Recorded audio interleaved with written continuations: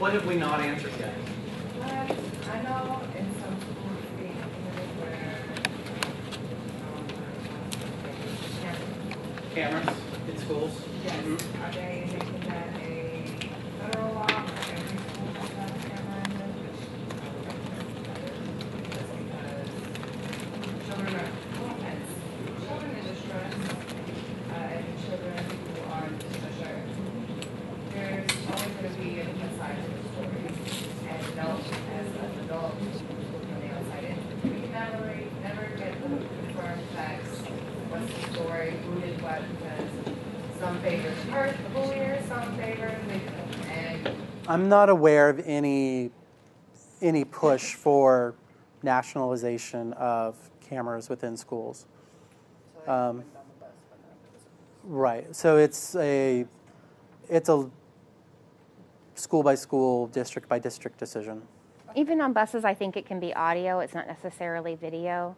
Because I've had those situations where they had to go back and pull audio and listen. So it's limited by funding. My son is at a junior high that does have cameras. I have invoked the tape, but I wanted to see the tape, and it is very useful. So pretty much it needs to be something that's petitioned by parents as well as the community. That may be your advocacy. Okay. Hey, Right. and if the school says, hey, we don't have the money for that, okay, well, let's go to the Krakowski Foundation and write a grant. Well, What would you recommend for like bullying the kids that are in RTCs where they're with, peers 24 hours a day, and a lot of the peers are the same classes there, and it does seem like a charter school setting. Like I know that we have a charter school, so they're with the people who they live with 24/7, and there's bullying, but how do we control it? That again really comes back to the staff. Staff in community mental health, RTCs, inpatient, are highly prone to burnout because it is a very stressful job that does not pay as well as it should. So what it comes down to is really working with the staff there to truly implement a no tolerance bully-free zone, because all of the kids that are in an RTC they're all there for a reason.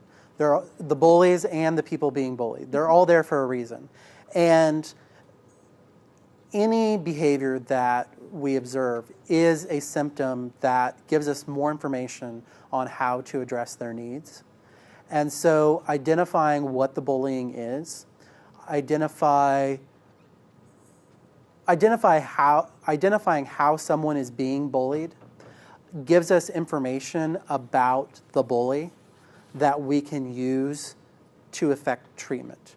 And so we have to get more creative. In an RTC setting, just simply setting discipline and putting people in an even more restrictive setting within the RCT isn't going to be effective.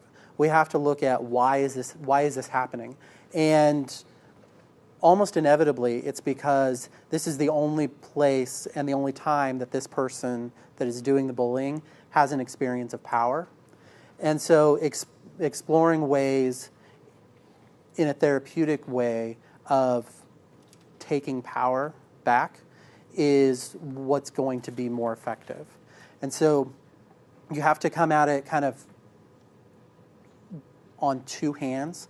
One, setting zero tolerance for bullying, but on the other hand, you also have to take the time and explore, why is this happening? Some of the research coming out now, that effective treatments for individuals who bully, mindfulness-based therapies, therapies where they are responsible to care for something more fragile than they are. Equine therapy, pet-assisted therapy tends to be very, very beneficial for those reasons. It's part of the reason why we use Taking Safety, is because there's such a focus on feeling back in power and feeling back in control of your experience.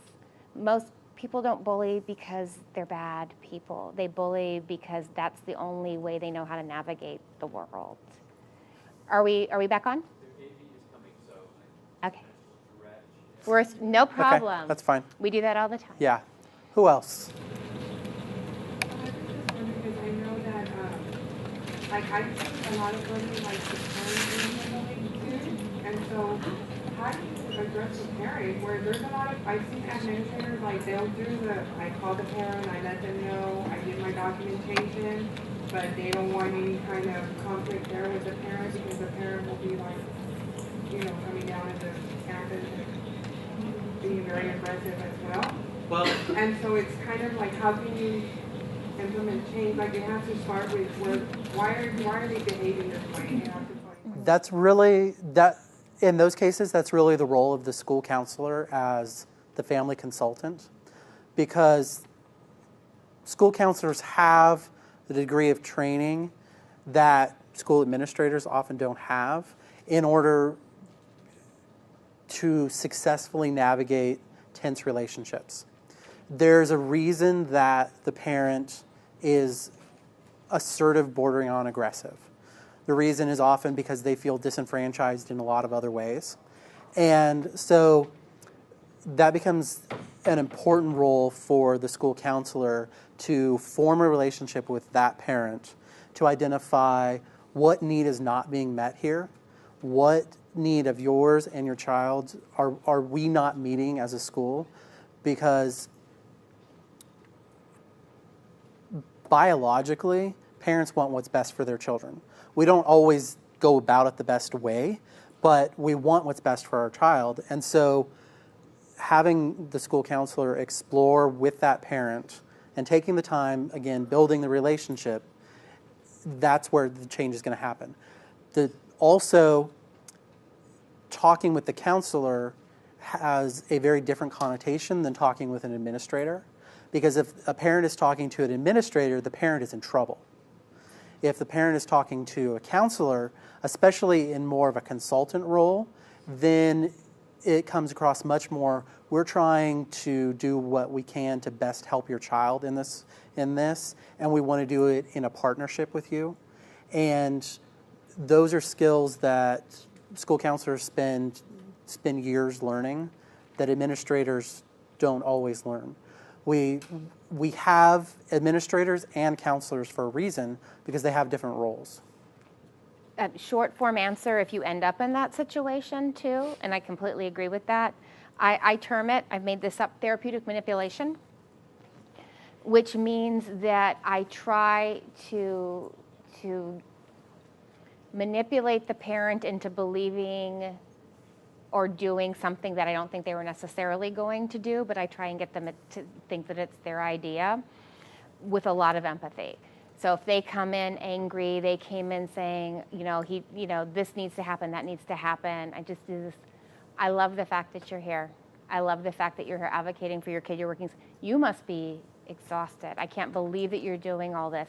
I know what you really want to do is this. Let me help you do that.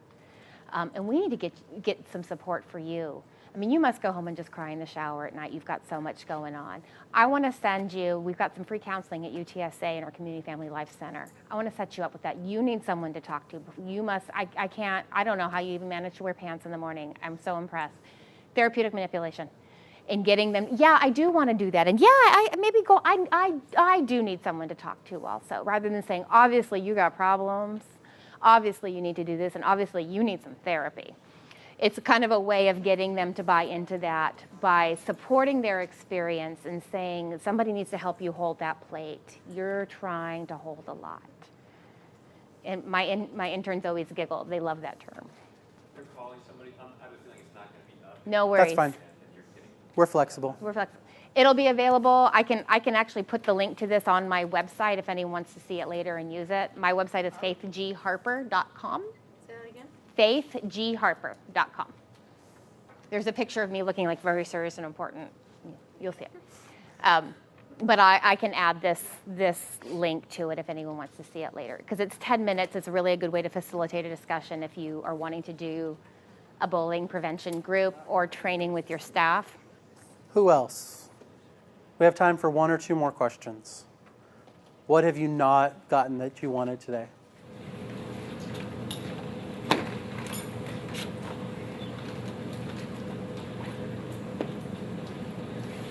like to thank you guys because I was coming in expecting to be, just on the side of the person being bullied. So it was really good to hear that balance of how do we help the kids that are bullying others. So that's something I appreciate. I think it's true I have this discussion all the time. I do a lot of work with trauma in general, not just bullying, is we talk about individuals abusing substances. Well, they're not abusing substances because life was good. Things are going great for me. I think I'm going to shoot up some heroin. And I think that bullying, and we don't realize that, is usually the same kind of situation going on.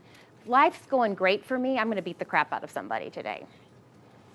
And so we need to recognize that. And that's why even before we ask about trauma, we ask if they are perpetrators of bullying before we even ask if they've been bullied. And we do provide treatment for that. All right. Well, we want to thank y'all. You've been very active and very interactive, and that always makes our job easier. And if you have any questions for us, we will stay as long as you have questions.